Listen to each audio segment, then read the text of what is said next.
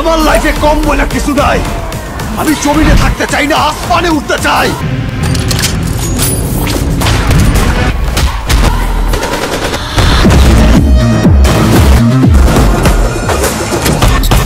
ওরে ভাই, আবারও সাকিব খান ও ইদিকা পালের নতুন জুটিতে আমরা আরো একটি সিনেমা বাংলাদেশের সিনেমা বাজারে দেখতে পাবো। তো বিস্তারিত জানাবো আজকের এই ভিডিওতে। চ্যানেলকে সাবস্ক্রাইব করে সম্পূর্ণ ভিডিওটি মনোযোগ সহকারে দেখতে থাকুন।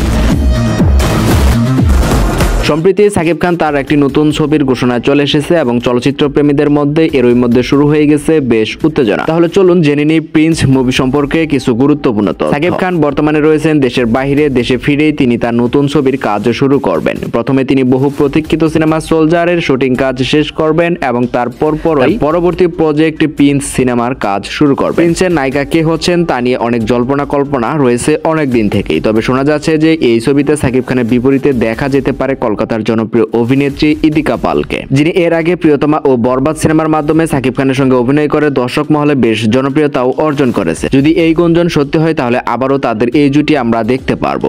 এই চলচ্চিত্রের পিছনে যারা কাজ করবেন তারা বেশ শক্তিশালী। প্রিন্সের গল্প লিখেছেন মেজবাউদ্দিন সুমন এবং চিত্রনাট্য ও পরিচালনায় রয়েছেন তিনি ও মোহাম্মদ নিজামুদ্দিন। আর পরিচালনার দায়িত্বে রয়েছে মেধাবী নির্মাতা আবু হায়াত মাহমুদ। শুরুতে শোনা গেছিল এই সিনেমাটি শুটিং এর কাজ করা হবে অক্টোবর থেকে, আর এখন শোনা যাচ্ছে এই সিনেমাটি শুটিং এর কাজ শুরু করা হবে নভেম্বর মাসে। যদি সবকিছু ঠিকঠাক থাকে তাহলে আগামী ঈদ উল ফিতরে বড় পর্দায় আসতে পারে সাকিব খানের এই ঈদ উপহার। প্রিয় ভিউয়ার্স, প্রিন্স মুভিটি দেখার জন্য আপনি কতটা আগ্রহী সেটা অবশ্যই কমেন্ট করে জানিয়ে দিন এবং নিত্য নতুন সকল আপডেট সবার আগে দেখতে এবং জানতে চোখ রাখুন আমাদের এই চ্যানেলে।